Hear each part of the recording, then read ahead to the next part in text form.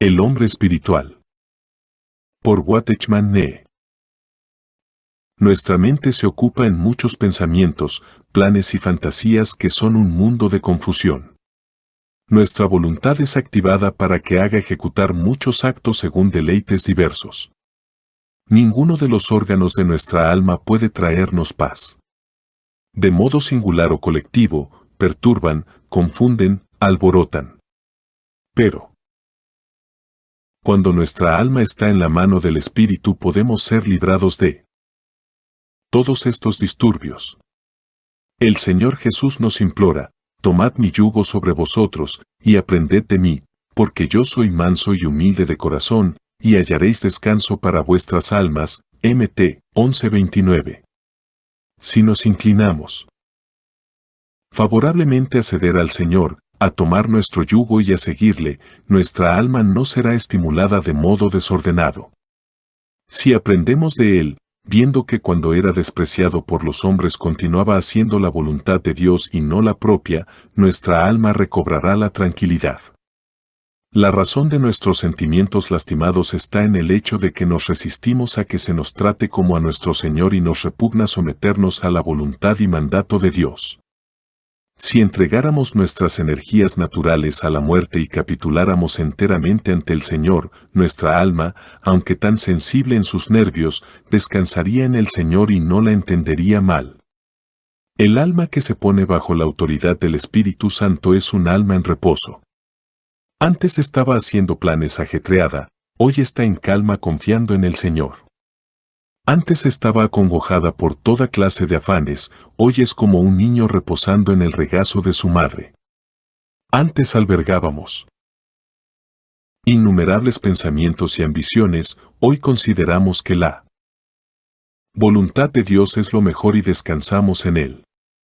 Al obedecer al Señor, nos gozamos en el corazón plenamente. Con la consagración completa viene la paz perfecta. Como siervos de Cristo, haciendo de corazón la voluntad de Dios, Ef. 6:6. No confiamos en el alma para que ejecute la voluntad de Dios, sino que ejecutamos su voluntad desde el alma, esto es, con todo nuestro corazón. El alma que antes se rebelaba contra el deseo de Dios ahora está perfectamente entregada a Él por medio de la operación de la cruz. Lo que antes ejecutaba su propia voluntad, o trataba de hacer la voluntad de Dios según sus propias ideas, ahora es una en el corazón con Dios en todas las cosas. Un alma bajo el gobierno del Espíritu Santo nunca se preocupa de sí misma. No os acongojéis sobre vuestra vida, alma en el original, Mt. 6:25. Ahora buscamos primero el reino de Dios y su justicia porque creemos que Dios suplirá nuestras necesidades diarias. Una vez tocados por la cruz por medio del Espíritu Santo, el alma ya no puede acongojarse a causa de sí misma. Aunque el ser consciente de sí misma es la primera expresión del alma, los creyentes, en realidad, podríamos decir que se pierden a sí mismos en Dios. De ahí que pueden confiar en Dios por completo. Toda obra del alma, incluyendo el amor a uno mismo, el egocentrismo, el orgullo personal, ha sido eliminada de modo tan completo que los creyentes ya no son personas centradas en sí mismas. Como la cruz ha hecho su tarea, nosotros no hacemos ya planes activamente por nuestra cuenta. En lugar de sufrir ansiedades podemos buscar sosegados el reino de Dios y su justicia. Sabemos, si tenemos interés en lo que importa a Dios, que Él va a hacerse cargo de nuestros cuidados y preocupaciones. Hubo un tiempo en que nos hacíamos preguntas acerca de los milagros, ahora vivimos de milagros hechos por Dios y conocemos por experiencia que Dios provee todas nuestras necesidades. Todo esto fluye de modo natural, puesto que el poder de Dios nos respalda. Los cuidados de esta vida aparecen como detalles minúsculos verdaderamente a lo largo del camino de nuestra vida. De modo que los que padecen según la voluntad de Dios, encomienden sus almas al fiel Creador. 1 P. 4:19. Muchas personas conocen a Dios como el Creador, pero no como Padre. Los creyentes, sin embargo, deberían experimentarle no solo como Padre, sino también como Creador. Como tal, Dios nos revela su poder.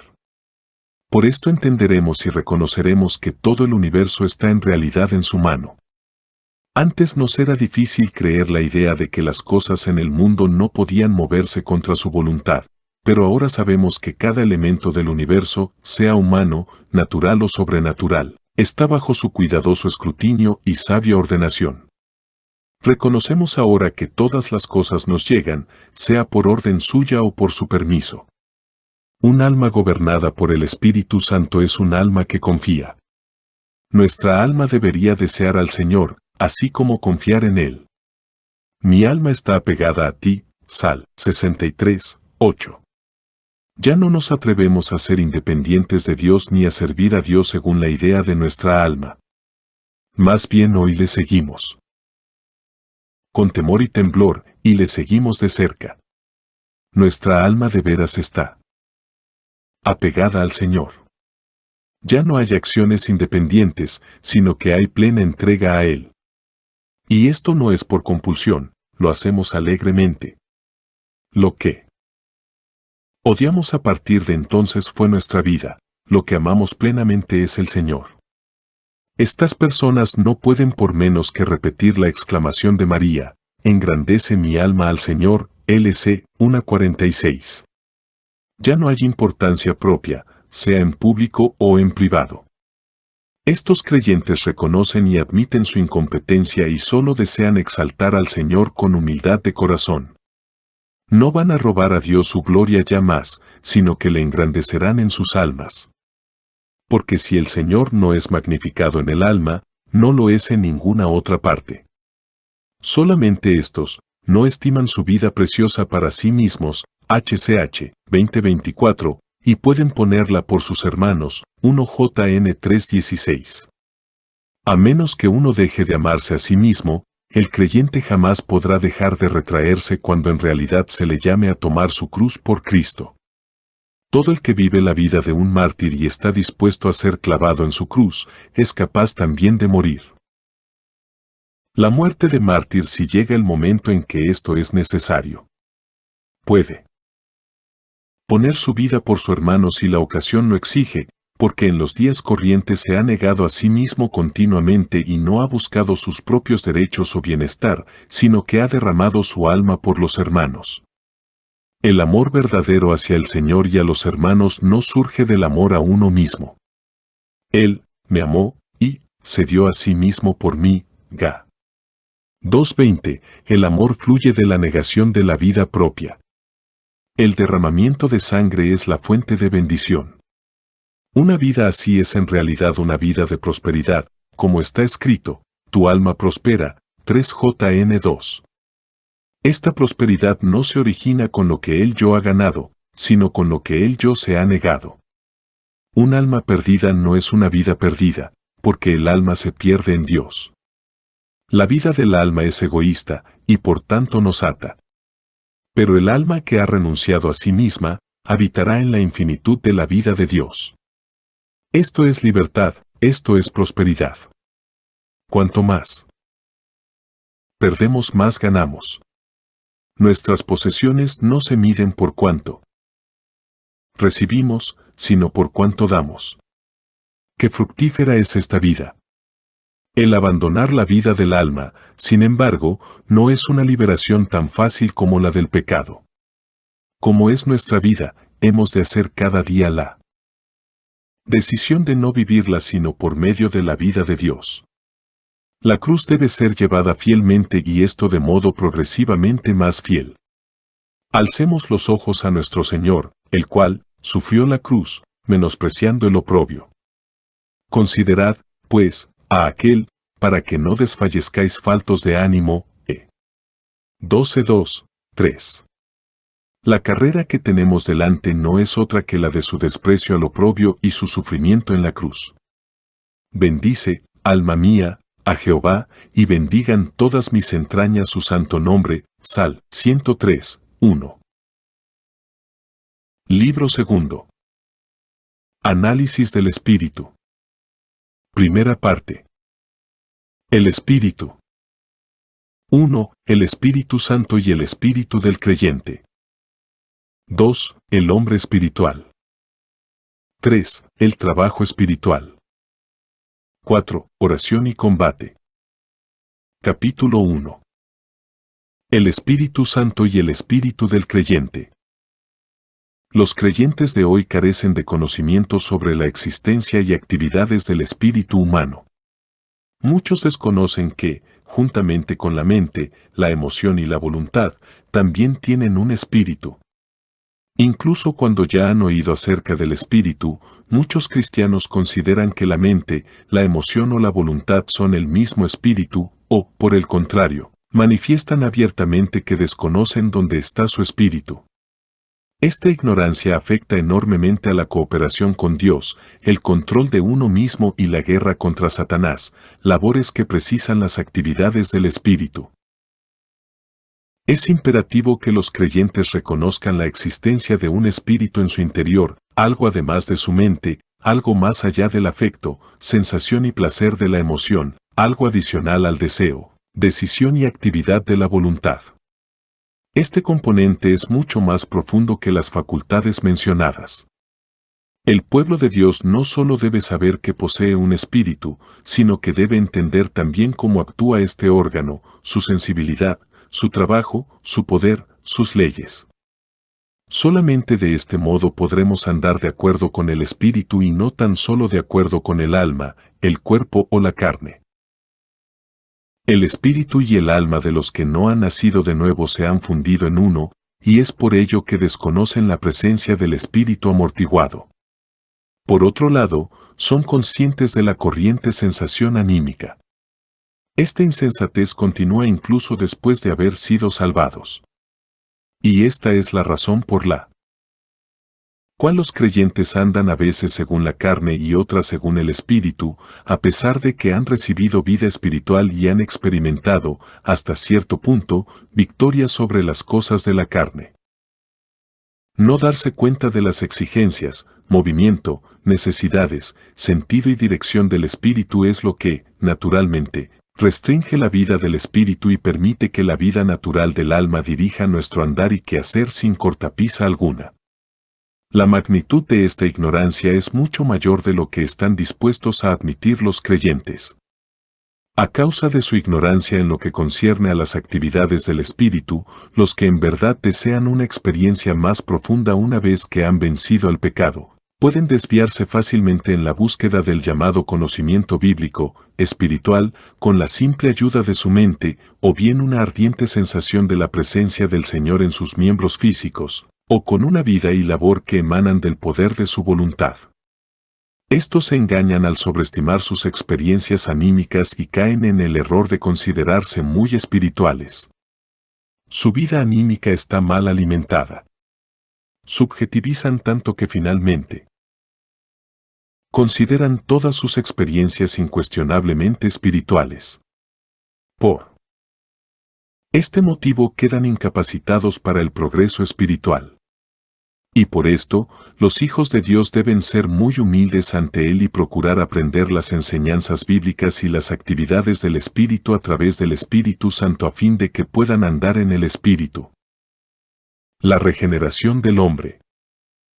¿Por qué tiene que nacer de nuevo un pecador? ¿Por qué tiene que nacer de lo alto? ¿Por qué ha de existir una regeneración del Espíritu? Porque el hombre es un espíritu caído.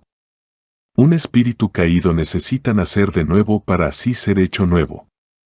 Del mismo modo que Satanás es un espíritu caído lo es el hombre, con la diferencia de que tiene un cuerpo. La caída de Satanás tuvo lugar antes de la caída del hombre, de modo que podemos aprender sobre nuestro estado, caído, a partir de la caída de Satanás. Satanás fue creado como un espíritu para que pudiera tener relación directa con Dios, pero se desvió y pasó a ser la cabeza de los poderes de las tinieblas. Ahora se encuentra separado de Dios y de toda virtud divina. Esto, sin embargo, no significa que Satanás sea inexistente. Su caída dio fin a su relación debida y apropiada con Dios. De igual modo, el hombre se hundió en la oscuridad y la separación de Dios. El espíritu del hombre existe todavía, pero está separado de Dios, falto de poder para estar en comunión con Él e incapaz de gobernar. Espiritualmente hablando, el espíritu del hombre está muerto. A pesar de todo, así como el espíritu del arcángel pecaminoso existe para siempre, así el espíritu del hombre pecaminoso continúa existiendo. Debido a que tiene un cuerpo, su caída le convirtió en un hombre de la carne, GN 6:3. No hay religión en el mundo, ni moral, ni cultura, ni ley que pueda mejorar a este espíritu caído. El hombre ha degenerado hacia una posición carnal, y nada procedente de él puede devolverle a su estado espiritual. De donde concluimos que una regeneración del espíritu es absolutamente necesaria. El Hijo de Dios, únicamente, puede restaurarnos a Dios, porque Él dio su sangre para lavar nuestros pecados y darnos una nueva vida. Tan pronto como el pecador ha creído en el Señor Jesús, ha nacido de nuevo. Dios le asegura su vida increada, para que el espíritu del pecador pueda vivir. La regeneración del pecador tiene lugar en su espíritu. La obra de Dios empieza, sin excepción, dentro del hombre, desde el centro a la circunferencia. Precisamente al contrario de la obra satánica, que opera de fuera hacia adentro. Dios, primero, imparte vida al espíritu en tinieblas del hombre, puesto que fue el espíritu lo que Dios diseñó para que el hombre pudiese comunicarse con él y para recibir su vida. El plan de Dios después de esto es obrar desde el espíritu para saturar el alma y el cuerpo del hombre. Esta regeneración proporciona al hombre un nuevo espíritu, así como también revigoriza al viejo. Pondré espíritu nuevo dentro de vosotros, lo que es nacido del espíritu es 36 horas y 26 minutos, JN 3:6. El espíritu, en estos pasajes, apunta hacia la vida de Dios, puesto que no se trata de aquello que poseíamos originalmente, es concedido por Dios en el momento de nuestra regeneración. Esta nueva vida o espíritu pertenece a Dios, 2 P 1:4, y no puede pecar, 1 JN 3:9, pero nuestro espíritu, aunque revigorizado, todavía puede ser manchado, 2 Co. 7:1, y necesitar santificación, 1 TS 5:23. Cuando la vida de Dios, que puede igualmente ser llamada su espíritu, entra en nuestro espíritu humano, este es avivado de su estado de sopor. Lo que estaba enajenado de la vida de Dios, EF 4:18, ha sido vivificado. Por tanto, aunque el cuerpo en verdad está muerto a causa del pecado, mas el espíritu vive a causa de la justicia, Ro 8:10. Lo que se nos dio por causa de Adán fue el espíritu que ha muerto, mientras que lo que recibimos de Cristo en la regeneración es tanto el espíritu muerto avivado como el nuevo espíritu de la vida de Dios, siendo este último algo que Adán nunca tuvo. La vida de Dios es llamada, a menudo en la Biblia, la vida eterna. Vida, aquí, es zoe en griego, y significa la más alta vida o la vida del espíritu. Esto es lo que todo cristiano recibe en su regeneración. ¿Cuál es la función de esta vida? Y esta es la vida eterna, oró Jesús a su Padre, que te conozcan a ti, el único Dios verdadero, y a Jesucristo, a quien has enviado, JN 17:3. La vida eterna significa mucho más que un simple futuro de bienaventuranza que han de disfrutar los creyentes, es igualmente un tipo de actividad espiritual. Sin ella nadie puede conocer a Dios ni al Señor Jesús. Este conocimiento intuitivo del Señor solo nos llega una vez hemos recibido la vida de Dios. Con el germen de la naturaleza de Dios dentro de él, todo individuo puede convertirse en un hombre espiritual. El objetivo de Dios en un hombre regenerado es liberarle de todo aquello que sea de su vieja creación, porque dentro de su espíritu regenerado se encuentran todas las obras de Dios hechas para él. El Espíritu Santo y la regeneración. Una vez regenerado, el espíritu humano es vivificado por la entrada de la vida de Dios. El Espíritu Santo es el motor principal en esta tarea. Él redarguye al mundo de pecado, de justicia y de juicio, JN 16:8. Él dispone los corazones de los hombres para que se abran y crean en el Señor Jesús como Salvador. El trabajo de la cruz ha sido cumplido por el Señor Jesús, pero le corresponde al Espíritu Santo aplicar este trabajo ya finalizado al corazón humano. Debiéramos saber cuál es la relación entre la cruz de Cristo y su aplicación por el Espíritu. En la cruz se cumple todo, pero el Espíritu Santo administra al hombre aquello que ya se ha cumplido en la cruz. La cruz nos garantiza seguridad, el Espíritu Santo nos proporciona experiencia. La cruz nos trae el hecho de Dios, el Espíritu Santo da la evidencia y demostración de este hecho.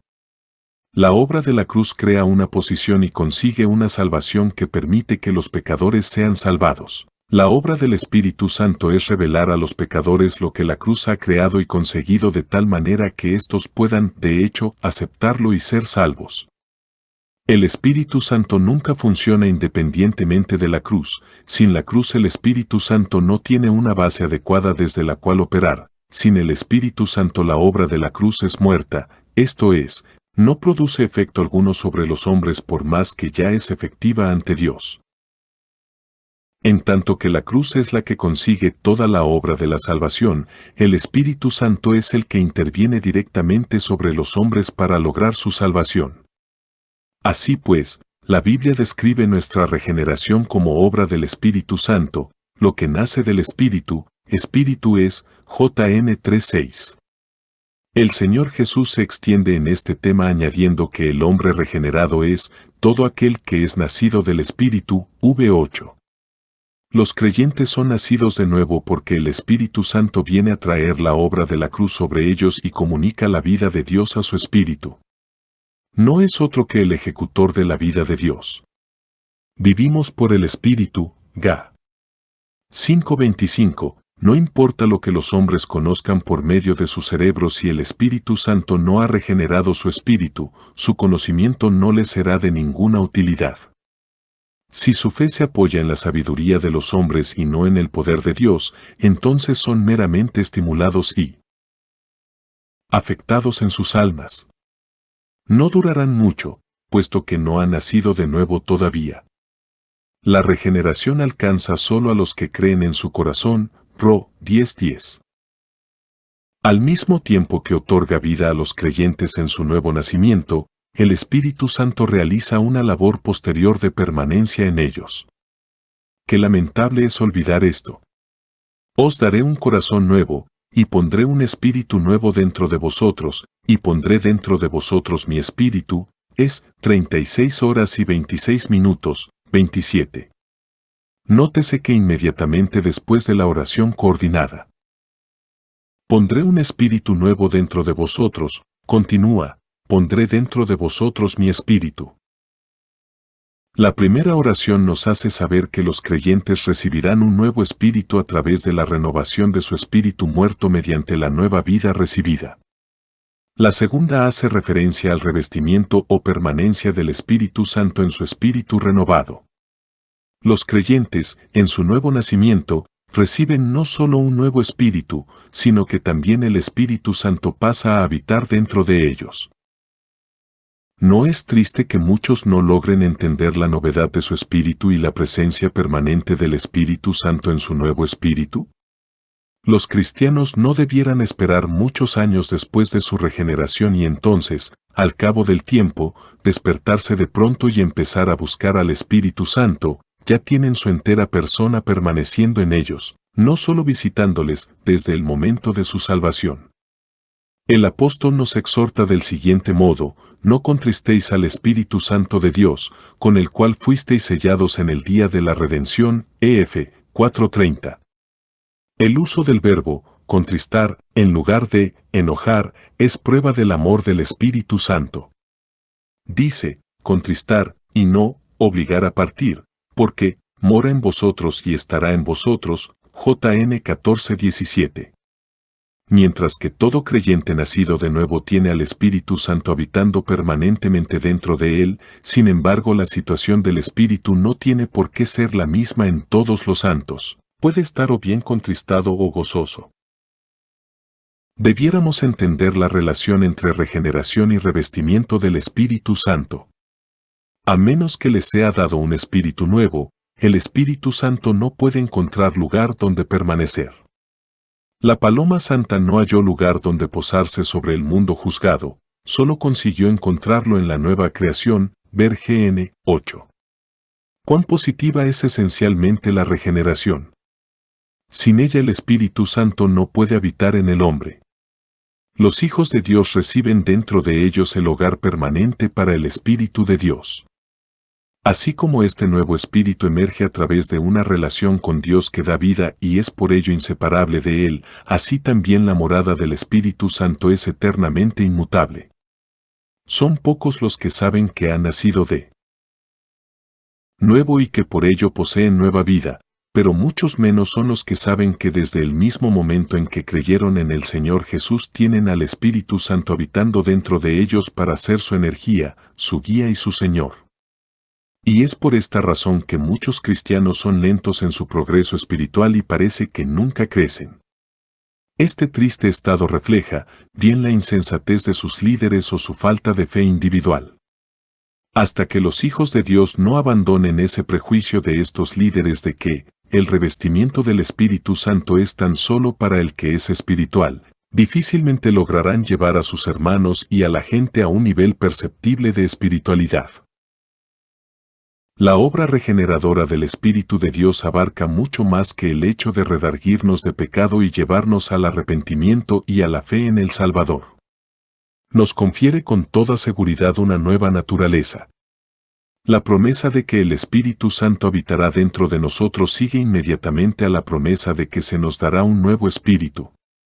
De hecho, son dos aspectos de una misma promesa. Al redarguir a los hombres de pecado y llevarles al Señor, el Espíritu Santo está ya haciendo la obra de base para su propio revestimiento. La gloria singular de esta dispensación de gracia es que el Espíritu de Dios entra en los creyentes para manifestar al Padre y al Hijo. Dios ya ha impartido su Espíritu a sus hijos, y ahora éstos deben reconocer fielmente al Espíritu Santo y someterse lealmente a Él. Tanto el día de la resurrección como el día de Pentecostés han pasado ya, y el Espíritu hace ya tiempo que ha venido. Pero hay muchos que experimentan simplemente el nuevo nacimiento sin conocer adicionalmente la llegada del Espíritu. Están viviendo en el otro lado o vertiente de la resurrección y de Pentecostés. Al margen de la torpeza de los cristianos para reconocer la existencia de la persona del Espíritu de Dios en ellos, Dios, a pesar de todo, se lo ha dado. Este es un hecho inmutable que la condición en que esté el cristiano puede contradecir. Por el hecho de haber sido regenerados han pasado a ser hechos automáticamente templos aptos para el Espíritu Santo. Si hubieran reclamado también esta parte de la promesa como reclaman la otra, serían capaces de experimentar gloriosamente las dos. Pero si lo que hacen es poner énfasis en el nuevo nacimiento y estar simplemente satisfechos con la posesión del nuevo espíritu, desaprovecharán la oportunidad de experimentar una vida vigorosa y alegre y perderán muchas de las bendiciones que Dios ha puesto a su disposición en el Señor Jesús. Sí, por otro lado, aceptan la promesa de Dios en su totalidad, creyendo que con la regeneración Dios les ha dado una nueva vida juntamente con la entrada de la persona del Espíritu Santo. Entonces su vida espiritual avanzará tremendamente. Por medio de la fe y de la obediencia los creyentes pueden experimentar la presencia constante del Espíritu el mismo día que reciben su nuevo Espíritu. La persona que habita dentro de ellos les revelará a Cristo, los santificará y los conducirá hacia alturas auténticamente espirituales. Aún así, los cristianos no suelen apreciar la elevada posición que esta persona ocupa, de tal modo que la rebajan hasta el menosprecio de su existencia dentro de ellos y se dejan llevar por las directrices de su propia mente. Estas personas deberían humillarse ante esta luz, aprender a respetar esta santa presencia y estar dispuestos a permitirle trabajar. Debieran temblar ante ella por causa de Dios, no atreviéndose a imponer su propia voluntad en lo más mínimo, sino recordando siempre cómo Dios les ha exaltado por la virtud de su santa presencia. Todos aquellos que desean permanecer en Cristo y llevar una vida santa como la suya, han de aceptar, por fe y obediencia, lo que Dios ha provisto para ellos. El Espíritu Santo se halla ya en nuestro espíritu. Por ello, la cuestión que tenemos delante ahora es si estamos dispuestos a permitirle trabajar en nuestro interior. Asamblea en Santo Domingo Este. Escrito por el hermano Watchman Nee en el año 1951. Para más información comuníquese con este número de WhatsApp. 1-829-747-1995.